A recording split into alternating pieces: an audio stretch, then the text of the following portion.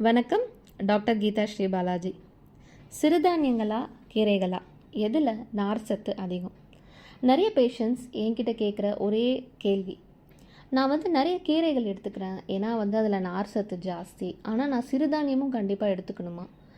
Diabetes ஹெல்த்துக்கு இது எவ்வளோ முக்கியம் அப்படிங்கிறத பற்றி தான் நம்ம இன்றைக்கி பார்க்க போகிற டாபிக். அதாவது ரெண்டுத்துக்குமே ஒரு சிம்பிளான வித்தியாசம் இருக்குது.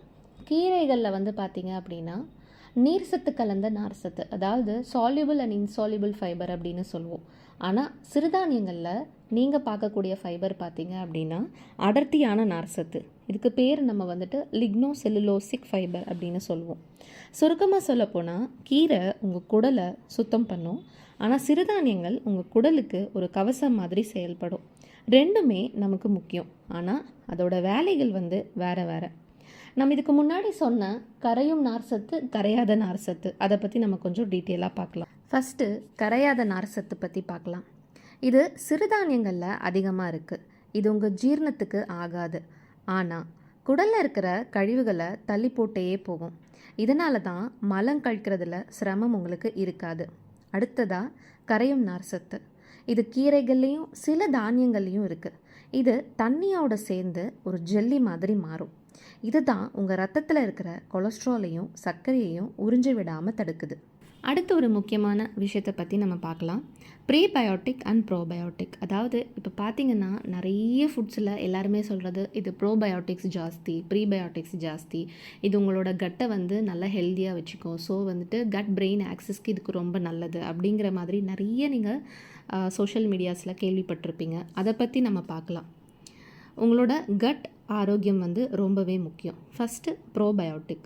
இது உங்கள் குடலில் வாழ்கிற நல்ல பாக்டீரியாக்கள், அதாவது தயிர், மோர், பழைய சாதம், இதில் எல்லாம் இந்த உயிருள்ள பாக்டீரியாக்கள் இருக்குது.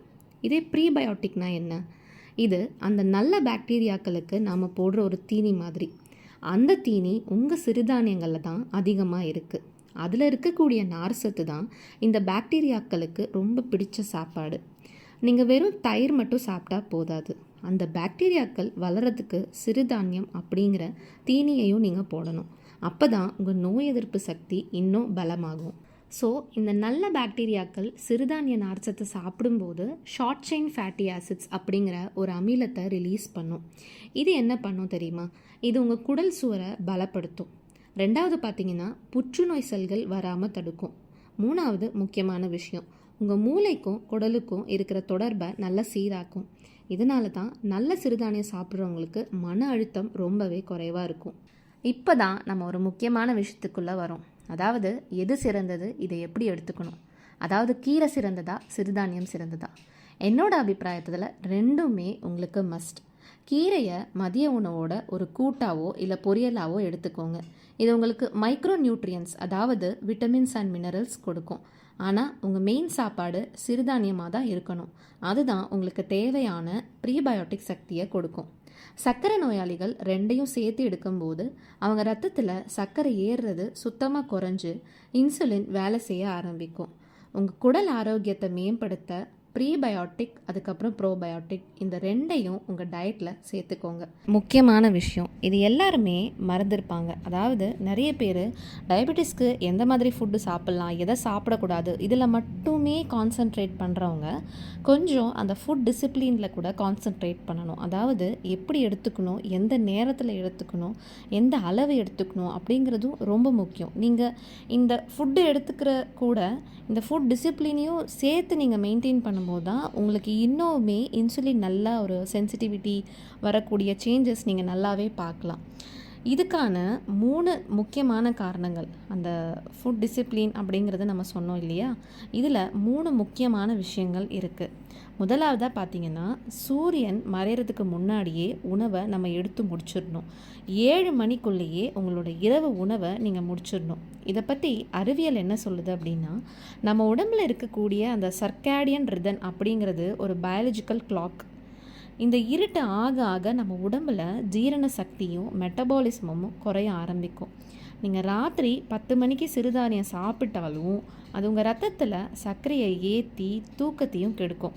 சூரியன் மறையிறதுக்குள்ளே சாப்பிட்டா உங்கள் உடம்பு அந்த சர்க்கரையை சரியாக கையாளும். காலையில் எழும்பும்போது உங்களோட ஃபாஸ்டிங் சுகரும் ரொம்ப சீராக இருக்கும். ரெண்டாவது முக்கியமான விஷயம், நொறுங்க தின்றால் 100 வயது. சித்தாவில் இது நிறைய இடத்துல நீங்கள் கேள்விப்பட்டிருப்பீங்க, இல்லை ஒரு சாதாரண பழமொழி இது. ஸோ இதை நீங்கள் நிறைய இடத்துலையுமே நீங்கள் கேள்விப்பட்டிருக்கீங்க. ஆனால் அறிவியல் பூர்வமாக இதுவும் உண்மைதான். நம்ம வாயில் சுரக்கிற அந்த உமிழ்நீரில் அமேலேஸ் அப்படிங்கிற ஒரு என்சைம் இருக்குது. நீங்கள் உணவை நல்லா மென்று கூழ் மாதிரி ஆக்கி முழுங்கும்போது ஜீரணம் பாதி வாயிலேயே ஆரம்பிச்சிடுது. நீங்கள் அவசரமாக முழுங்குனா உங்கள் வயிறும் கணையமும் ரொம்ப கஷ்டப்படும். குறிப்பாக சிறுதானியங்களில் நார் சத்து அதிகமாக இருக்கிறதால அதை நல்லா மென்று சாப்பிட்டாதான் அந்த சத்துக்கள் ரத்தத்தில் மெதுவாக கலக்கும். ஒரு வாய் உணவை குறைந்தது ஒரு 32 தடவையாவது மெல்லணும் அப்படின்னு சொல்கிறாங்க. அப்படி செஞ்சால் நீங்கள் குறைவான அளவும் சாப்பிட்லாம், அதே நேரத்தில் வயிறும் சீக்கிரமாக நிறைஞ்சிடும். மூணாவது முக்கியமான விஷயம், உணவோட அளவு, அதுக்கப்புறம் இடைவேளை. பசி எடுக்காமல் அடுத்த வேளை உணவை எடுக்காதீங்க. அதே மாதிரி உங்கள் வயிறை 4 பாகமாக நீங்கள் முதல்ல பிரிச்சுக்கணும். அதில் 2 பாகம் உங்களோட உணவு, அதாவது நம்ம மெயினாக சொன்ன அந்த சிறுதானியம், கீரை, காய் இந்த மாதிரி எடுத்துக்கலாம். இன்னொரு 1 பாகம் தண்ணீர், மோரோ இல்லைன்னா வாட்டர் ஃபுட், அதாவது லிக்விட் ஃபுட்ஸாக நீங்கள் 1 பாகம் வச்சுக்கலாம். இன்னொரு 1 பாகம் எப்பயுமே உங்களுக்கு காலியாக தான் இருக்கணும். வயிறு முட்டை நீங்கள் சாப்பிட்டா சர்க்கரை நோயாளிகளுக்கு மெயினாக ரொம்ப ஆபத்தானது. உங்கள் தட்டில் பாதி அளவு காய்கறிகளும் 1/4 பங்கு சிறுதானியமும் மீதி 1/4 பங்கு புரதச்சத்து இருக்கிற மாதிரி பார்த்துக்கோங்க. சித்த மருத்துவத்தில் பகல் உறக்கம் தவிர்த்தல், அதுக்கப்புறம் இரவு உறக்கம் போற்றுதல் ரொம்ப முக்கியம். சாப்பிட்ட உடனே படுக்கக்கூடாது. ஒரு 15 நிமிஷம் மெதுவாக நடைப்பயிற்சி செய்யணும். இது உங்கள் தசைகள் ரத்தத்தில் இருக்கிற சர்க்கரையை எடுத்துக்க உதவும்.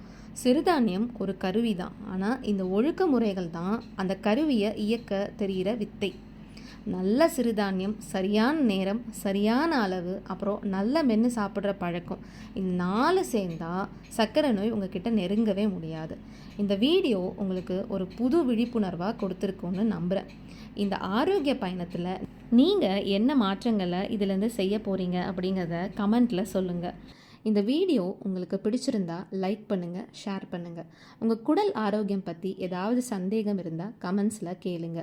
ஆரோக்கியமான வாழ்விற்கு சித்த மருத்துவம் துணையாக இருக்கட்டும். நன்றி.